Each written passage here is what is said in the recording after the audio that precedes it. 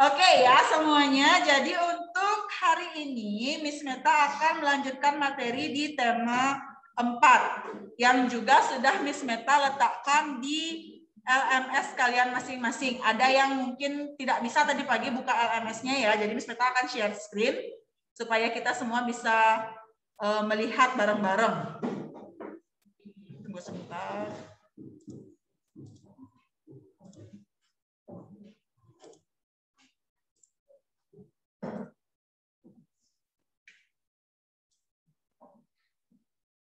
Oke, yang di rumah sudah bisa terlihat?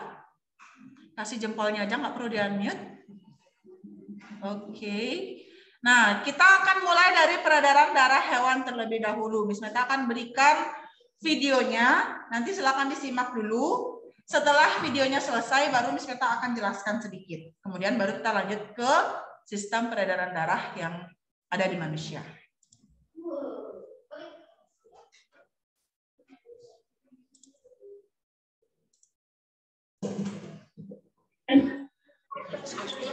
Boleh lihat LMS-nya, Miss? Boleh.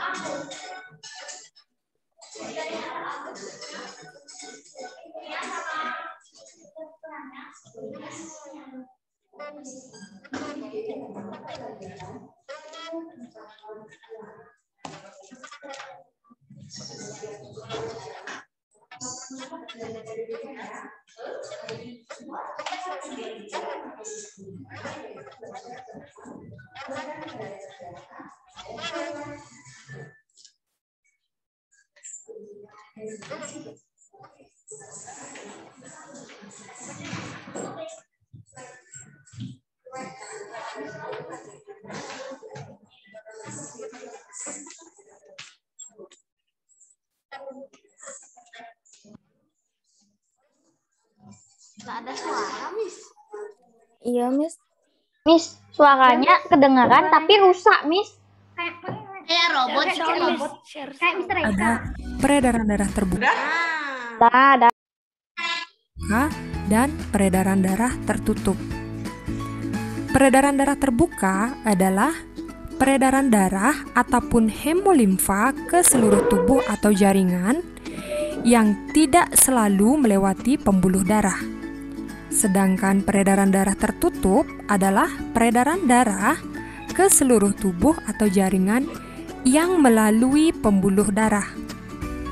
Nah, itulah bedanya peredaran darah terbuka dan peredaran darah tertutup. Materi berikutnya yaitu hewan-hewan apa saja yang akan kita bahas sistem peredaran darahnya. Nah, adapun hewan-hewan yang akan kita bahas, yang pertama itu ada serangga, kemudian yang kedua ada ikan, ketiga amfibi, keempat reptilia, kelima aves, dan yang terakhir yaitu mamalia. Marilah kita bahas satu persatu mulai dari serangga. Berikut ini merupakan salah satu contoh serangga yaitu belalang. Adapun organ peredaran darah pada belalang, pada bagian ini disebut dengan aorta. Kemudian gelembung yang memanjang di seluruh tubuh belalang itu disebut dengan jantung pembuluh, dan bagian ini disebut dengan rongga tubuh. Berikut merupakan peredaran darah pada belalang. Pada bagian ini disebut dengan pembuluh vena, dan bagian ini disebut dengan pembuluh arteri. Pembuluh vena adalah pembuluh yang kaya karbon dioksida, sedangkan pembuluh arteri adalah pembuluh yang kaya akan oksigen. Darah belalang disebut dengan hemolimfa. Darah ini tidak mengandung hemoglobin, sehingga darah belalang itu tidak berwarna merah. Peredaran darah serangga termasuk sistem peredaran darah terbuka. Artinya, darah mengalir tanpa melalui pembuluh darah. Sistem peredaran darah serangga terdiri dari pembuluh yang berruas-ruas seperti gelembung, yang berfungsi sebagai jantung pembuluh. Aliran hemolimfa dimulai dari jantung pembuluh yang berdenyut hingga memompa hemolimfa masuk ke sel-sel tubuh tanpa melalui pembuluh kapiler. Dari sel tubuh, hemolimfa kembali ke jantung pembuluh. Nah, kalian bisa perhatikan pada gambar, kenapa disebut dengan peredaran darah terbuka? Karena tanpa melalui pembuluh kapiler. Kemudian, hewan yang kedua yaitu ada ikan. Berikut ini merupakan organ peredaran darah pada ikan. Pada bagian yang ditunjukkan anak panah disebut dengan pembuluh kapiler insang. Kemudian bagian ini disebut dengan kapiler tubuh dan bagian ini disebut dengan jantung. Adapun sistem peredaran darah pada ikan yaitu pada bagian ini disebut dengan bilik, dalam bahasa ilmiahnya disebut dengan ventricle. Kemudian bagian ini disebut dengan serambi atau atrium. Bagian ini disebut vena dan bagian ini disebut dengan arteri. Ikan memiliki sistem peredaran darah tertutup. Peredaran darah ikan disebut peredaran darah tunggal, karena dalam satu kali peredaran, darah hanya melalui jantung satu kali. Jantung ikan terbagi menjadi dua ruang, yaitu satu serambi dan satu bilik. Antara serambi dan bilik terdapat katup yang berfungsi mengalirkan darah. Nah, pada ikan, darah yang mengandung karbon dioksida akan masuk menuju insang, dan di insang terjadi pertukaran gas karbon dioksida dan gas oksigen. Nah, darah yang mengandung oksigen akan mengedarkan sari-sari makanan ke seluruh tubuh. Nah, itulah sistem peredaran darah pada ikan. Selanjutnya yang kedua itu ada amfibi. Contohnya itu adalah kodok. Berikut ini merupakan organ peredaran darah pada kodok. Bagian ini disebut dengan jantung kodok. Kemudian pembuluh yang berwarna biru disebut dengan vena dan pembuluh yang berwarna merah disebut dengan pembuluh arteri. Ini merupakan organ peredaran darah pada amfibi. Bagian ini disebut dengan paru-paru dan bagian ini disebut dengan seluruh tubuh. Kodok memiliki sistem peredaran darah tertutup. Peredaran darah kodok disebut peredaran darah ganda, karena dalam satu kali peredaran, darah melalui jantung sebanyak 2. I write a lot of essays for school, but I also write sales descriptions for my Etsy shop. I use grammar.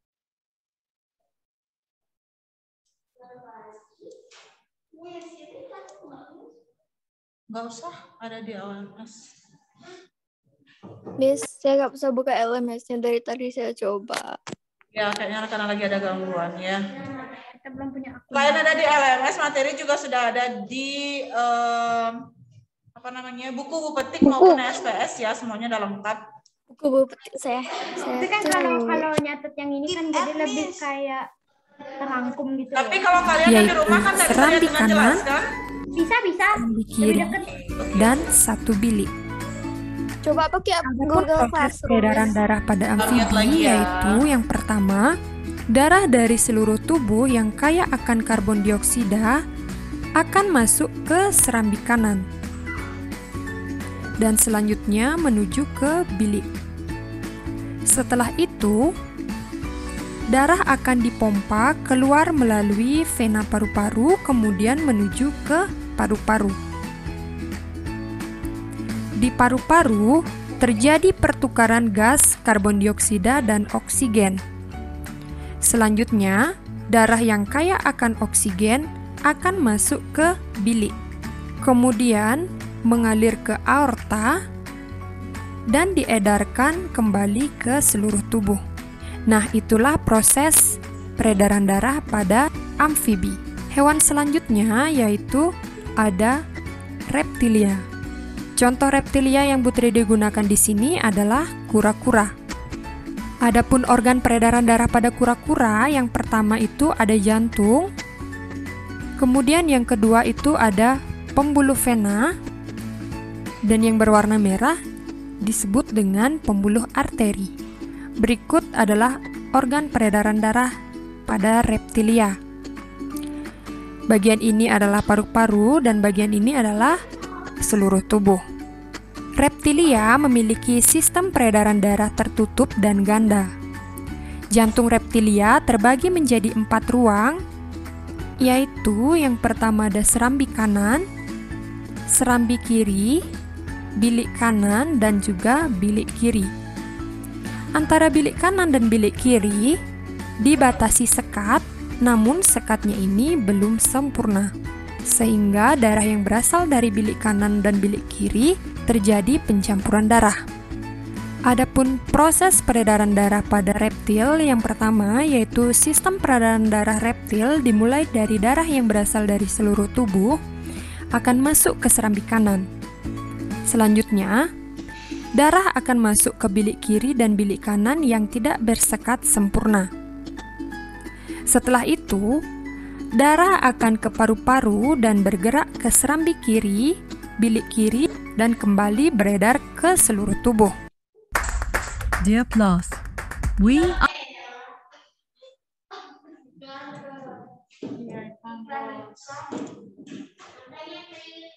proses peredaran darah pada reptil. Kemudian, hewan yang selanjutnya yaitu ada aves. Contohnya di sini Putri digunakan yaitu burung. Adapun organ-organ peredaran darah pada burung yaitu pada bagian ini disebut dengan jantung. Kemudian pembuluh yang berwarna biru disebut dengan vena.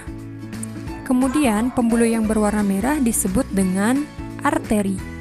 Berikut ini merupakan organ peredaran darah pada burung, di mana bagian ini disebut dengan paru-paru dan bagian ini disebut dengan seluruh tubuh. Jantung pada burung memiliki 4 ruang, yaitu serambi kanan, serambi kiri, bilik kanan, dan juga bilik kiri.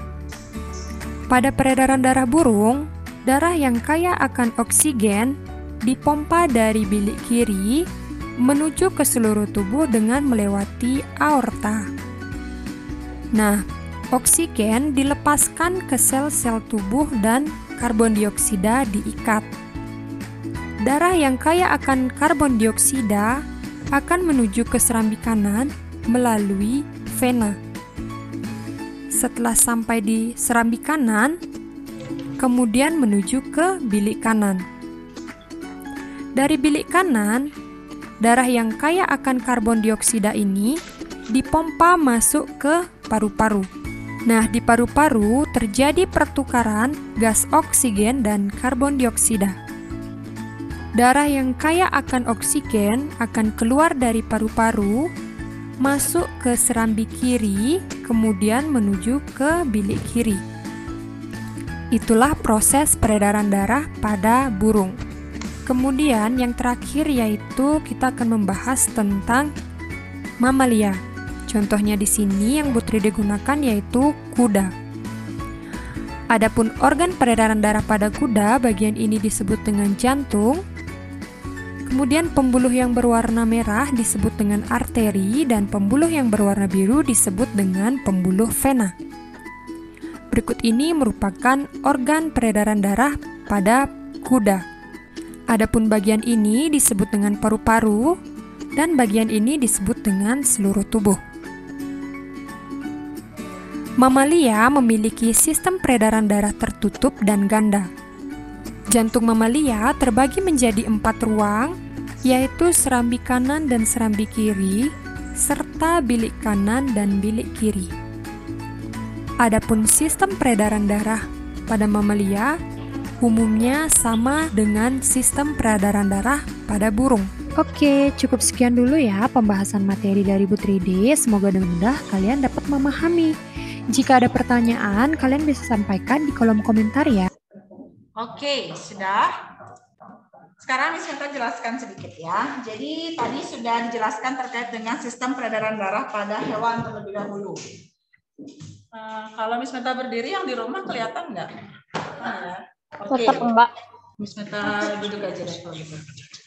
Oke, jadi untuk sistem peredaran darah pada hewan, yang pertama harus kalian tahu dulu adalah ada dua jenis peredaran darah. Ada yang peredaran darah terbuka, ada yang peredaran darah tertutup. Kalau peredaran darah terbuka itu berarti organismenya tidak memiliki pembuluh darah. Jadi darah mengalir tidak melalui pembuluh darah. Sedangkan hewan-hewan yang memiliki jenis peredaran darah tertutup itu darah mengalir melalui pembuluh darah. Ya. Iya, sabar. Nanti Miss Meta jelaskan jenis-jenisnya. Nah, jadi itu utama yang harus kalian tahu dulu. Golongan hewan yang memiliki jenis peredaran darah terbuka itu adalah golongan serangga. Semuanya, baik belalang, kupu-kupu, kemudian semut, dan lain sebagainya. Semuanya memiliki peredaran darah terbuka. Sedangkan yang memiliki peredaran darah tertutup itu semuanya kecuali serangga, termasuk dari kelas Pisces, amfibi, reptil, aves, maupun mamalia, dan termasuk juga manusia. Nah, sekarang baru kalian tahu salah satu-satunya ya. Jadi, Miss Meta detailkan. Pada serangga, jantung disebut dengan jantung pembuluh karena dia bentuk jantungnya memanjang. Jadi dari badan tuh dia memanjang seperti pembuluh darah. Jadi namanya jantung pembuluh. Kemudian kalau pada Pisces, itu jantungnya terbagi menjadi dua ruang. Ada satu serambi, ada satu bilik. Kemudian kalau pada reptil itu pada amfibi, Jadi pada amfibi dia jantungnya sudah menjadi 3 ruang. 2-nya serambi di bagian atas, di bagian bawah ada 1 ruang yaitu bilik. Jadi dia 2 serambi, 1 bilik. Kemudian pada reptil dia sudah mulai sempurna. Jadi bentuknya itu sudah terbagi atas 4 ruang, ada 2 serambi, ada 2 bilik, tapi pada bagian bilik itu ada katup yang masih belum tertutup sempurna, sehingga ada darah yang kaya oksigen dan karbon dioksida yang bercampur. Jadi dia belum sempurna. Kemudian pada aves dan mamalia dia sudah memiliki jantung yang sempurna dengan 4 ruang, 2 serambi, 2 bilik, dan katup penutup yang sempurna sehingga darah itu tidak ada yang bercampur. Jadi dia semakin bagus ya, semakin ke bawah dia semakin bagus sampai ke mamalia. Nah, kemudian itu untuk peredaran darah pada hewan. Sampai di sana mungkin ada pertanyaan dulu sebelum kita lanjut. Yang di rumah boleh raise hand kalau mau bertanya.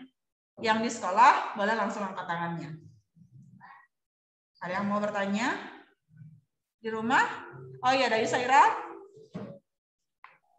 Tadi kan serangga katanya dia darahnya tuh nggak mengandung apa tuh nih? Hemoglobin. Hemoglobin itu apa? Sel darah merah ya? Bukan. Hemoglobin adalah, kalau singkatnya namanya HB ya, dia adalah sesuatu yang terkandung dalam sel darah merah. Dia adalah pemberi warna merah pada darah. Tapi bukan eritrosit. Jadi dia kandungan dari eritrosit namanya HB atau hemoglobin. Jangan hemoglobin. Jangan hemoglobin, tapi Saya tadi tulisnya hemoglobin, Miss. Ya. Oke, ada lagi?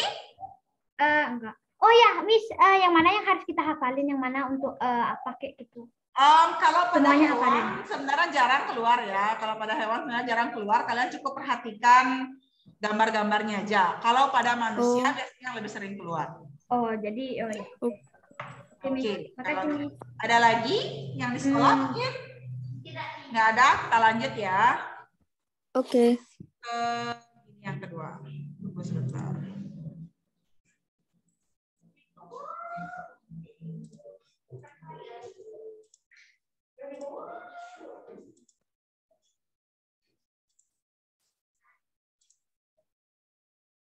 Hai pemain. Maaf ya, karena Miss Meta ngambil dari Valorant. ya, iklannya Valorant. banyak. Kalau di kelas lain itu Miss Meta pakai yang sudah di-download. Tapi karena di sini harus nyambung dengan yang di rumah, jadi Miss Meta pakai yang dari YouTube. Ya, Sekarang manusia ya, Miss? ya sekarang manusia silahkan semuanya didengarkan. Nah, hari ini Mama bantu kita ya buat membahas tentang sistem peredaran darah pada manusia. Oke, Pipo. Teman-teman, kalian ingat kan kalau proses pencernaan makanan menghasilkan sari makanan? Sari-sari makanan hasil proses pencernaan akan diedarkan ke seluruh bagian tubuh untuk dimanfaatkan. Nah, bagian tubuh yang memiliki tugas untuk mengangkut dan mengedarkan sari makanan adalah darah. Selain itu, darah juga berfungsi mengedarkan oksigen dan karbon dioksida hasil pernafasan. Betul, Pipo. Jadi, darah itu punya dua fungsi buat tubuh kita. Darah berfungsi untuk mengangkut dan mengedarkan sari makanan hasil proses pencernaan ke seluruh tubuh. Selain itu, darah juga berfungsi mengedarkan oksigen dan karbon dioksida hasil pernapasan. Peredaran atau aliran darah di dalam tubuh manusia terjadi melalui organ peredaran darah, yaitu jantung dan pembuluh darah. Jantung adalah organ tubuh yang berfungsi untuk memompa darah ke seluruh tubuh. Jantung manusia terletak di dalam rongga dada agak sebelah kiri.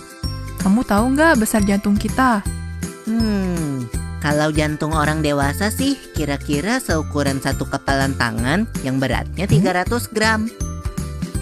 Di dalamnya, jantung memiliki 4 ruang, yaitu serambi kiri, serambi kanan, bilik kiri, dan bilik kanan. Betul nggak, Ma? Betul, Pipo. Sebagai alat pemompa darah, jantung memiliki otot-otot yang kuat. Otot bilik lebih tebal daripada otot serambi, karena otot bilik memompa darah keluar jantung untuk diedarkan ke seluruh tubuh. Oh iya, di antara serambi dan bilik jantung, ada pemisah berupa pintu turun yang disebut katup jantung. Katup jantung yang sehat dapat menutup sangat rapat, sehingga darah dari bilik tidak tercampur dengan darah dari serambi. Katup-katup itu membuka dan menutup seirama dengan denyutan jantung. Kalau nggak salah, pembuluh darah dapat dibedakan menjadi 2 berdasarkan arah aliran darah, yaitu pembuluh nadi atau arteri dan pembuluh balik atau vena. Bener banget, Pipo. Pembuluh nadi adalah pembuluh yang mengalirkan darah keluar dari jantung. Pembuluh nadi yang paling besar disebut aorta. Kalau pembuluh balik adalah pembuluh darah yang mengalirkan darah masuk ke dalam jantung. Pembuluh balik yang paling besar ada 2, yaitu pembuluh balik atas dan pembuluh balik bawah. Kamu tahu nggak, Pipo? Darah dalam tubuh manusia selalu beredar dalam pembuluh darah, sehingga disebut peredaran darah tertutup. Berdasarkan panjang dan pendeknya jalur yang ditempuh, peredaran darah manusia dibagi menjadi peredaran darah kecil dan peredaran darah besar. Peredaran darah kecil berlangsung dari jantung ke paru-paru, kemudian kembali ke jantung lagi. Urutan peredaran darah kecil adalah serambi kanan, lalu ke bilik kanan, ke paru-paru, lalu ke serambi kiri. Berarti kalau peredaran darah besar berlangsung dari jantung ke seluruh tubuh, kecuali paru-paru dan kembali ke jantung. Urutan peredaran darah besar adalah serambi kiri, lalu ke bilik kiri, ke seluruh tubuh, lalu ke serambi kanan. Tapi dalam aktivitasnya, peredaran darah kan bisa terkena gangguan penyakit juga ya. Betul itu. Nanti kita bahas sama-sama di video selanjutnya ya. Oke. Kenapa? Kenapa? Mau belajar gitu? Oh iya, oke. Nah, sekarang Miss Meta jelaskan terkait dengan sistem peredaran darah pada manusianya ya. Jadi yang pertama harus kalian tahu adalah organ peredaran darah manusia itu terbagi menjadi 3. Yang pertama adalah darah. Jadi darah kalian itu adalah organ pertama karena dia yang akan diedarkan ke seluruh tubuh oleh pembuluh darah, melalui pembuluh darah maksudnya. Nah, jadi darah kalian itu terbagi atas 4 komponen ya. Jadi bukan sebenarnya kalau kalian lihat itu kan kelihatannya cair, tapi ternyata dia beberapa komponennya itu justru padat. Nah, jadi yang pertama darah terdiri atas eritrosit atau sel darah merah. Jadi eritrosit merupakan sel darah merah yang berfungsi membawa oksigen dan karbon dioksida serta sari-sari makanan. Jadi dia memiliki kandungan berupa hemoglobin yang berfungsi memberikan warna merah. Jadi kalau kalian lihat darah kalian merah itu karena eritrosit. Jadi 30-40% darah kita itu tersusun atas eritrosit. Jadi lebih banyak sel darah merahnya. Makanya kalau kalian terluka keluar darah yang kalian lihat sudah luka beneran. Jadi itu merupakan eritrositnya.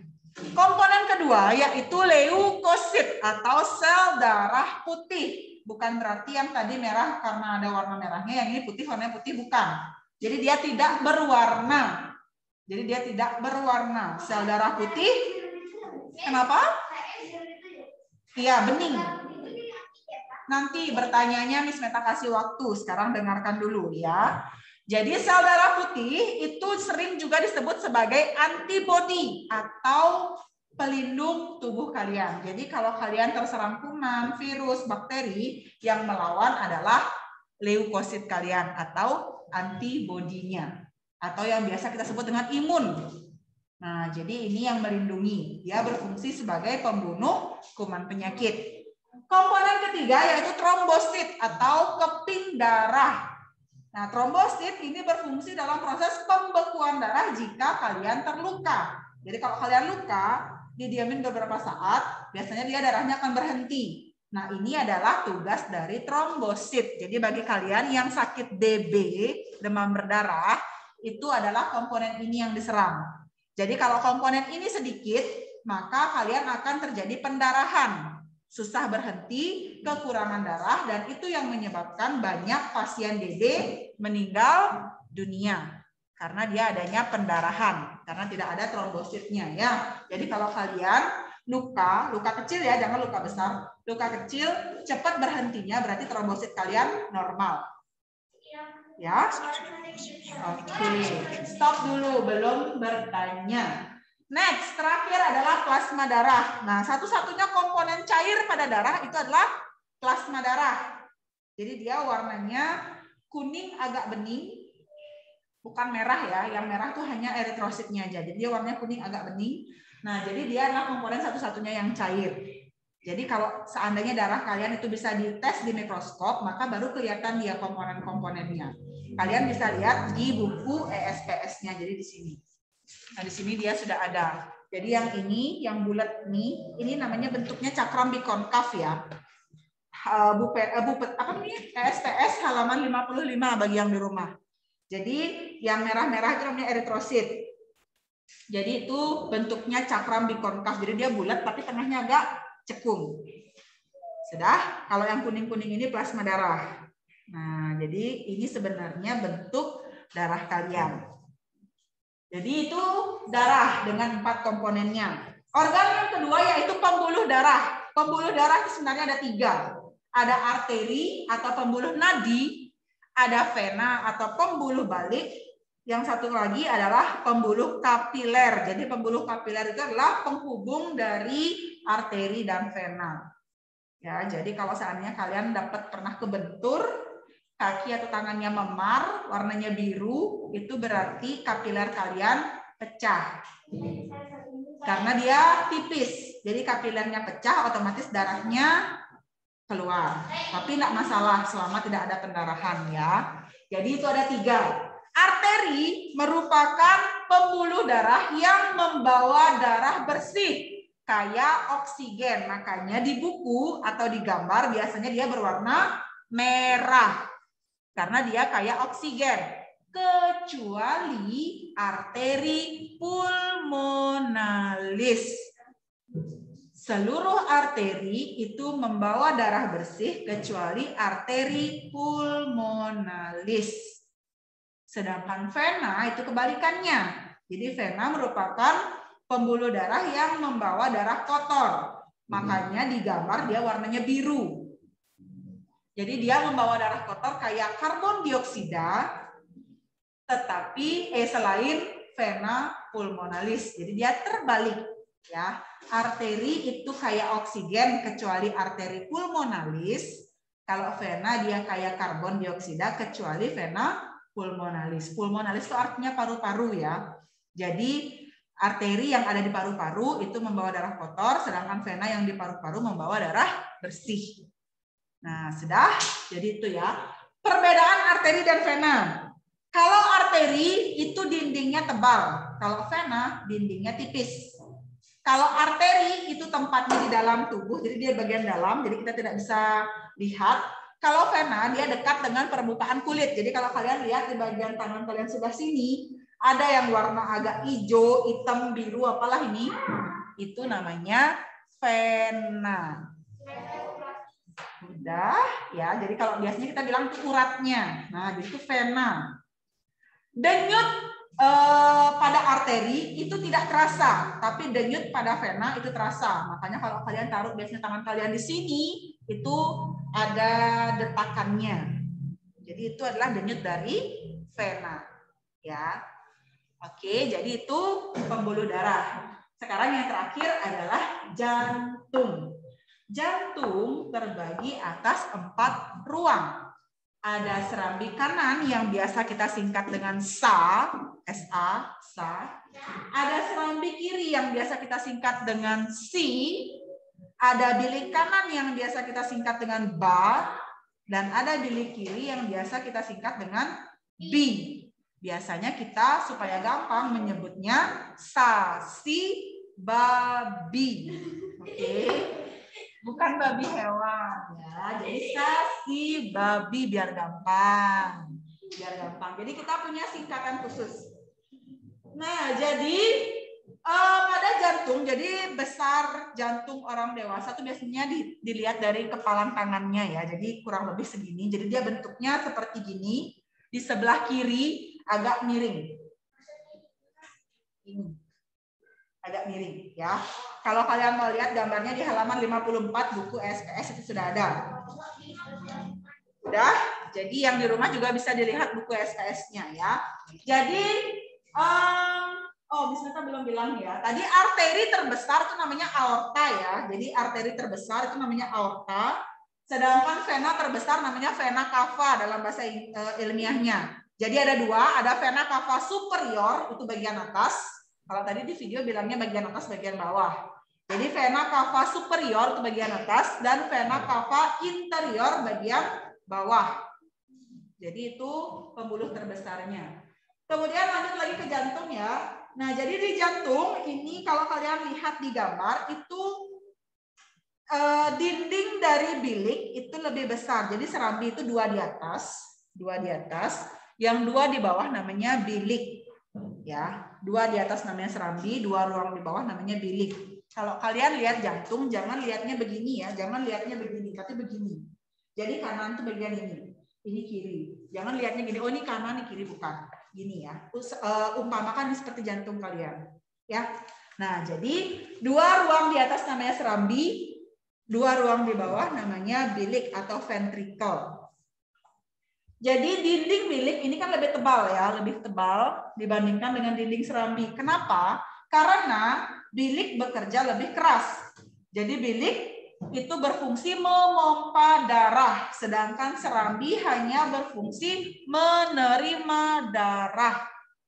Serambi hanya berfungsi menerima darah, sedangkan bilik berfungsi memompa. Jadi kalau kalian biasanya naruh tangan di sini di dada, kalian rasain ada detakan jantung, itu adalah detak kerja dari bilik. Serambi tidak bekerja, ya. Jadi detak jantungnya itu dari bilik, dari aktivitas bilik.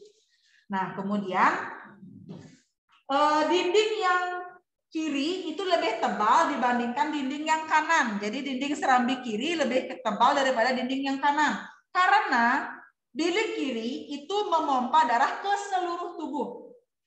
Sedangkan bilik kanan hanya memompa ke paru-paru. Jadi dia treknya lebih panjang, lebih jauh dari kepala sampai kaki.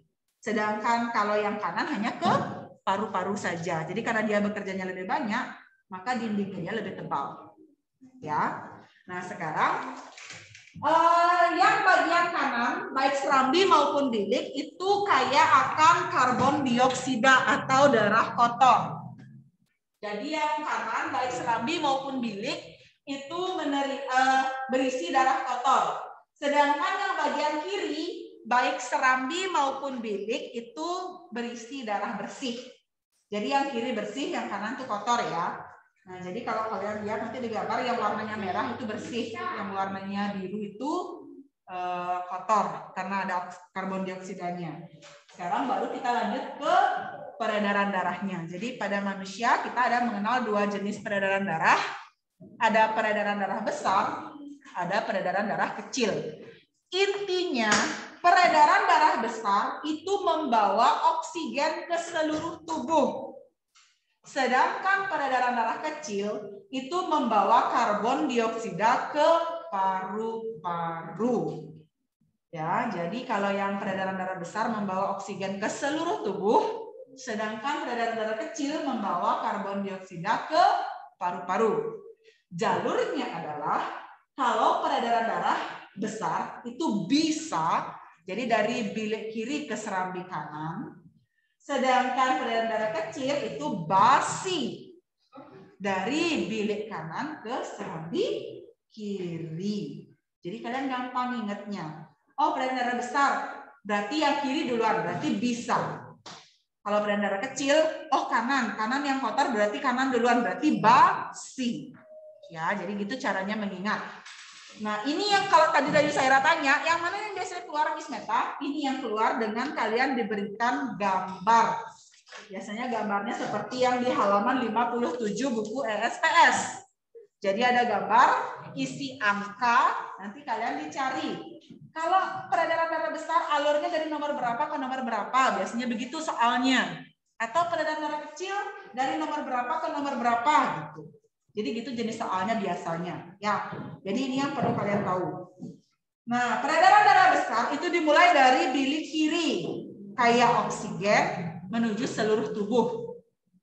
Jadi jalurnya dia adalah jantung bagian bilik kiri menuju aorta, pembuluh arteri terbesar, dibawa ke seluruh arteri menuju seluruh tubuh. Jadi seluruh tubuh kalian harus dapat oksigen. Kemudian oksigennya diganti menjadi karbon dioksida.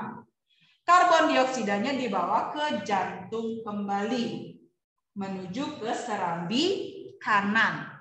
Di serambi kanan kayak karbon dioksida ini, darah kaya akan karbon dioksida ini nantinya akan diambil untuk dibawa ke paru-paru supaya dia berganti menjadi oksigen kembali melalui peredaran darah kecil. Jadi yang kaya akan karbon dioksida ini dibawa ke bilik kanan. Dari bilik kanan dia akan menuju ke arteri pulmonalis atau arteri paru-paru. Kemudian dibawa ke paru-paru, karbon dioksidanya diganti oleh oksigen. Jadi oksigen yang kalian hirup. Kemudian makanya kalian menghembuskan karbon dioksida itu dari paru-paru itu dikeluarkan. Oksigennya. Namaskar, Miss Meta. Waktunya sampai jam 11 ya, Miss Meta. Siap. Oke, saya jelaskan sedikit aja ya. Kemudian nantinya dia akan dibawa ke paru-paru, diambil oksigennya untuk dibawa ke bilik kiri. Begitu seterusnya. Jadi prosesnya cepat ya. Nah, jadi karena waktunya sudah habis, karena sudah waktunya istirahat. Kalau ada pertanyaan nanti kalian bisa chat Miss Meta langsung ya. Jadi hanya chat Miss Meta langsung. Nggak bisa LMS. Supaya nggak makan waktu istirahat kalian. Oke? Yang di rumah juga ya bisa chat Miss Meta langsung. Jadi untuk hari ini pertemuannya Miss Meta akhiri sampai di sini.